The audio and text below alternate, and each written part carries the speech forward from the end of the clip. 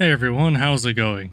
So we all have opinions about zombies maps that would be considered unpopular by a large portion of the community. And I've got a whole bunch of them, so I thought it would be fun to go through all the Treyarch zombies maps and share my least popular opinions on each map.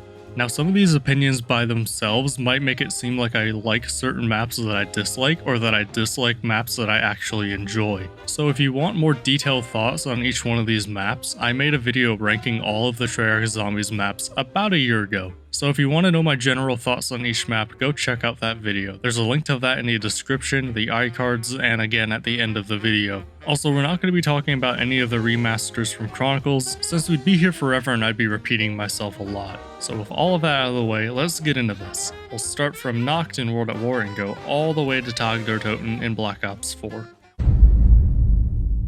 One of the most hated parts of Nacht and Toten is how slow the early rounds can be. I don't like it while I'm playing it, but in theory I don't mind how slow the game can be at times. It's part of a larger picture. It adds to making the player feel isolated and the general atmosphere of the map. If you can get the Kar 98K or the Carbine, you can complete the early rounds within a minute or two, which isn't all that different from other maps. It's only a complete slog if you're waiting for the zombies to come to the window so you can knife them. Otherwise, it's a trade-off that I'm fine with.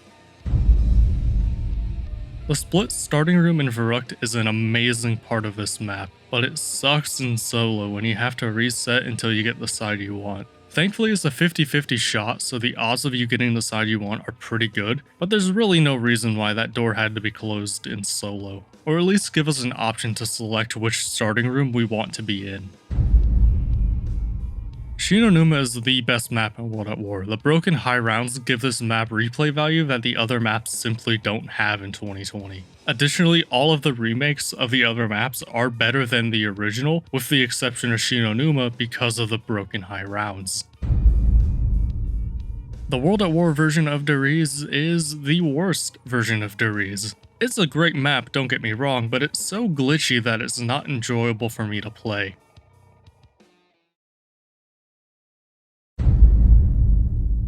Kino Toten is a very one-dimensional map. Every game of Kino is going to be exactly the same. You get your points in the starting room, go right to the MP40, turn on power, get Jug, open Pack-a-Punch, hit the box for the Wonder Weapon and get the rest of your perks, and start training on the stage until you get bored. Unless you're going for high rounds and training in the alleyway or using the fire trap, every single game is going to go exactly like that.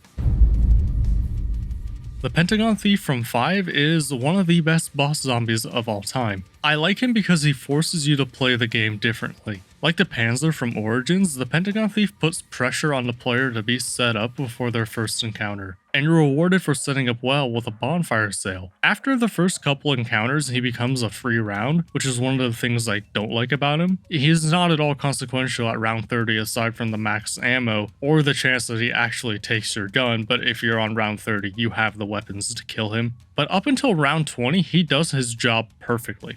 I also like how the threat isn't that he can kill you, but that he can completely ruin your setup and make the following rounds far more difficult. It's a unique approach that most other bosses don't take.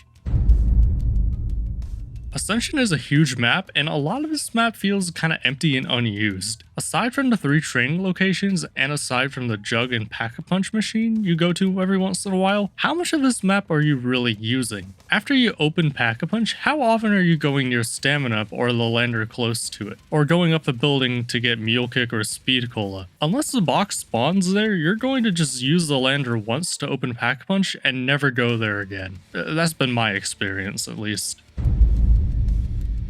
Call of the Dead is the most overrated map of all time. There's a lot of fun to be had here, but there are so many factors at play that make it worse and worse. From the fog, to George, to the bad wonder weapons, it's a nightmare at times. It isn't a bad map, but I certainly wouldn't call it a great one. I don't like the baby gun. I don't like wonder weapons that force you to run back into the horde, and unless you pull out another gun and kill the zombies with that, you have to run back into the horde with this thing. I would have preferred it if the weapon just made the zombies shrink into the size of like an atom and kill them that way, almost like what the wave gun does, but in reverse. Instead of blowing them up and having them float in the air before exploding, they get shrunk down to a super small size and you see a little explosion. To me, that'd be a lot better wonder weapon since I don't have to run back into the horde and take damage. And you still have that little bit of comedy with the baby gun. The baby gun is kind of a funny weapon since it literally turns the zombies into a baby. That's kind of funny to look at. And to me, having the zombies shrink down and seeing a tiny little explosion kind of fills the same role. I don't like the way Moon handled low gravity. It's a cool idea in theory, but you lose control of your character so often and just end up flying into nothing or a horde of zombies. If there was more lateral control of your character, that would go a long way to solve that problem.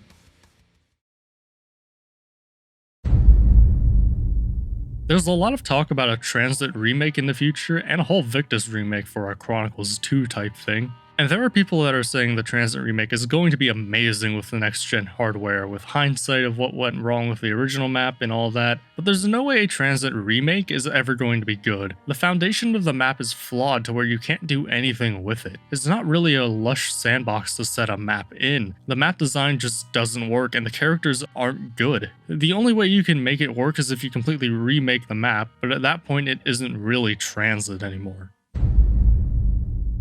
The randomized perks on Nuketown are perfect. The map is so small that if you had set perks, the map would be extremely easy. Having randomized perks makes the map challenging, but it would have been more fair had Black Ops 2 had the 3-hit system from Black Ops 3. It also would have been better if you had more perks on the map so they could spawn in more often, and thereby give you a higher chance of getting Jug on an earlier round.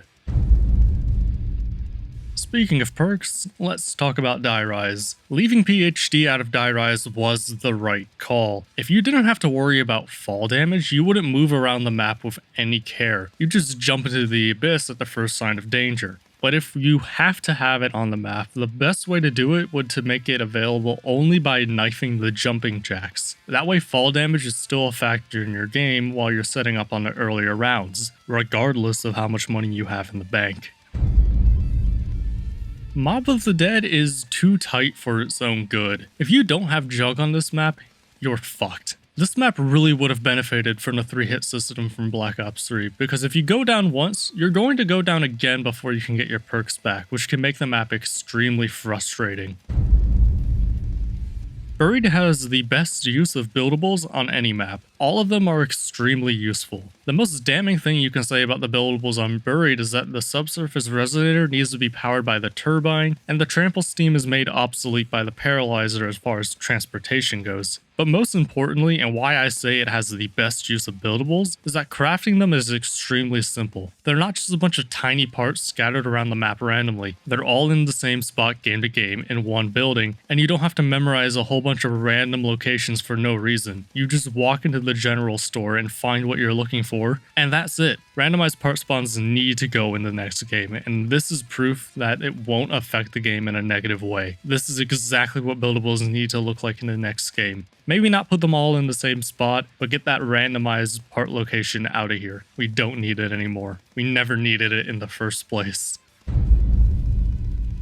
The tank on Origins is extremely overrated. People always cite this as one of the best forms of transportation on any map, but let's be real, unless you're getting the parts for the lightning staff, are you really using this thing? I sure don't. If you're trying to get around the map, you're either just running there with stamina or using the crazy place as a teleporter.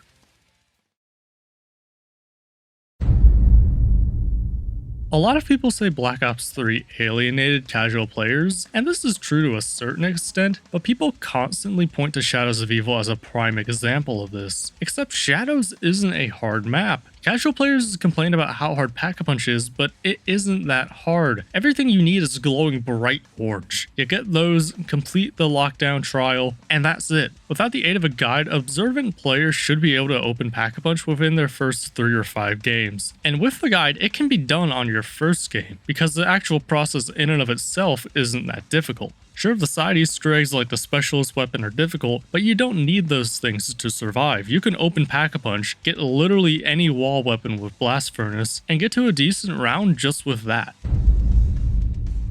I said that the original Darius was the worst version of Darius, so naturally the Giant is the best version of Darius. It isn't glitchy like the original, you aren't restricted to the original 4 perks, and you have a Wonderwaff that actually works. Sure, the colors are kind of screwed with, but at least the map is actually playable. The bows on Horizon are cited by many as some of the best wonder weapons of all time, but really the only one anyone uses is the lightning bow. Sometimes the wolf bow gets used, but that is it. Nobody touches the void bow and nobody touches the fire bow. And because of that, I don't think you can cite the bows in general as some of the best wonder weapons of all time. Maybe the lightning bow, maybe the wolf bow, that is pushing it, but they are not some of the best wonder weapons of all time.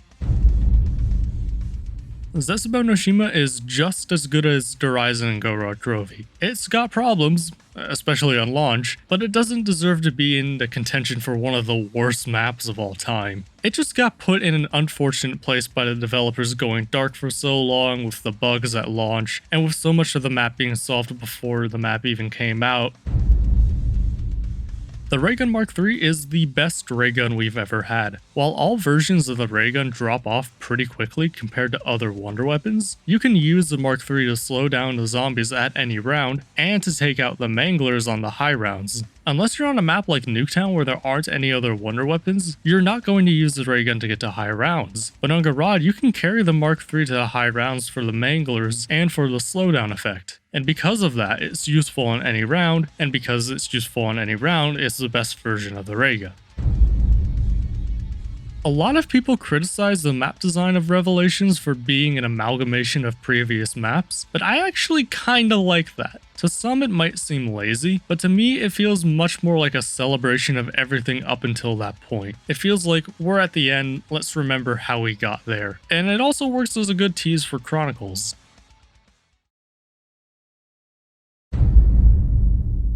A lot of people look at Voyage of Despair as the worst map in Black Ops 4. While it's not a particularly good map, it's not the worst map by any means. You can't tell me this map is worse than Dead of the Night. It's just not possible. This map is only considered the worst because it had to be compared to all of the other maps on launch, and all of the other maps on launch were better. A lot of people say that 9 was made for Black Ops 4, but I couldn't disagree more. Of all of the maps in this game, this one is the oddball, and not just because it's an actually good map. All the maps in the game are highly complex with a sole focus on storyline and memorization. 9 is the complete opposite. It is a simple map with very little to remember. It's more in line with a Black Ops 1 or 2 map than anything else, aside from, of course, all the mechanics and the special zombies and all that. I think the only reason people say that 9 was made for Black Ops 4 is because it has the best use of the new perk system, but it could have been a lot better with the traditional perk system. You just leave the perks that are there alone and put another 4 perks underground, 2 where the underground meets the 4 god temples and the other 2 in between those 2 areas. A lot of people say the new areas in Blood of the Dead don't add anything to the game, but I couldn't disagree more. The high round strategy on this map uses the first Doghead area where you spawned in, which is not in Mob of the Dead, and the best camping strategy on the map is camping at the top of the Warden's house, which also wasn't in the original map. Frankly, I spend the least amount of the time in the original areas from Mob of the Dead, which is a shame because those areas take up most of the map.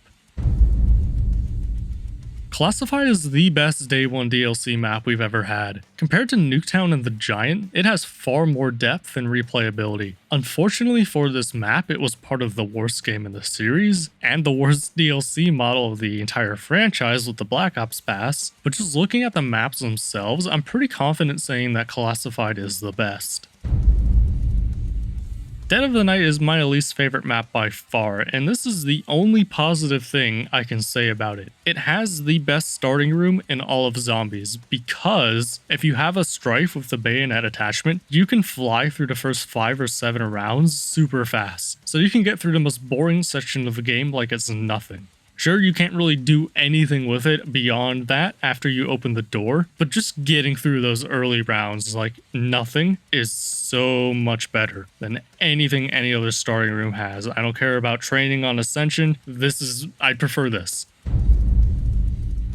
I don't know if this would be considered a controversial opinion, but I have not seen enough people complain about how many locations there are for the hands on Ancient Evil. There are 20 locations the hands can spawn in. And sure, the Oracle gives you a hint that can help you narrow it down, but there's still 20 locations you need to know about. This is the worst part of the map, and I don't see many people bring it up. Maybe that's just because it's an old map now, but just go back to what I said about Buried. Get rid of these random part spawns. Alpha Omega is a bad map, but had there not been Nova Crawlers, it could have been a decent enough map, and considering the track record this game had, that would have made a big difference in the overall feeling towards Black Ops 4. I've only played Tagged or Toten like 3 times, so I don't really have any opinions on it.